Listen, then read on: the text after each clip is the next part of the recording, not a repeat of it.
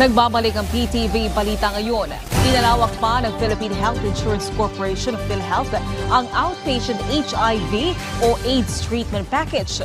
Ito'y bilang suporta sa paggunita ng World AIDS Day na may temang Overcoming Disruption, Transforming the AIDS Response. Layo nitong magbigay ng mas malawak na tulong pinansyal para sa mga persons living with HIV.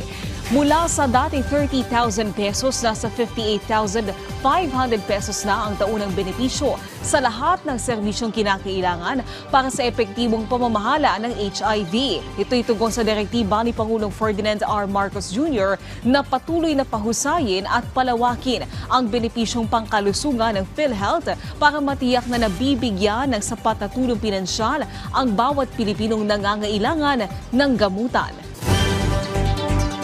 Magandang balita para sa mga motorista ngayong unang araw ng Disyembre dahil ipatutupad ng ilang kumpanya na langis ang malakihang price rollback sa ilang produktong petrolyo bukas.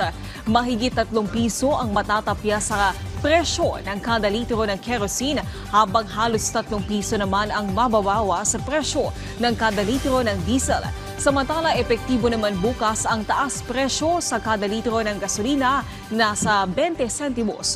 Una nang ipinaliwanag ng Department of Energy na ito ay bunsod ng tigil putukan ng Ukraine at Russia, gayon din ang malaking supply ng krudo ng oil-producing countries. Samantala, alamin natin ang ibang balita sa PTV Davao mula kay Jay Lagang. Mayong adlaw, gipaygayon nato Nobyembre 28 ning tuiga ang soft launch sa Kidney and Transplant Institute sa Southern Philippines Medical Center kun SPMC.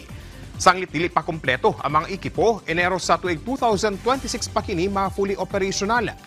Gipaniguro sab sa SPMC nga affordable ang treatments dinhi. Sa tabang nasab sa gidugangan nga mga benepisyo sa Philippine Health Insurance Corporation kun PhilHealth alang sa mga dialysis patients. Dugang pa, dili lang ang state-of-the-art facility ang ilang ikapasigarbo. Apan hasta na ang igong ihap sa mga espesyalistang doktor nga mo'y muatiman sa mga pasyente. Sa karon gipaniguro sa SPMC nga prioridad nilang ablihan ang 2 sa 4 ka mga operating rooms ug pipila ka mga charity wards aron nga hinay-hinay nga maka-accommodate sa mga pasyenteng nanginahanglan. 2 ka barangay health stations ang gi-turnover sa Matanao, Davao del Sur, gikan sa probinsyal nga kagamhanan sa Davao del Sur. Nakadawat sa mga health stations ang barangay Kauswagan ug barangay Asinan sa Matanao. Nagkantidad og 800,000 pesos ang barangay health station sa Kauswagan. Samtang 900,000 pesos ang kantidad sa maong proyekto sa barangay Asinan. Tingwa sa mga health station nga mas mapaduol sa katawhan ang mga basic health services ilabi na ngadto sa mga residente nga nagpuyo sa mga hilit nga mga lugar. Mapasalamaton sab ang mga benepisyaryo sa mga proyekto nga gipasalig nga ampingan aron nga mas dagan pang ginsakupan nila ang makapahimulos sa mga health stations.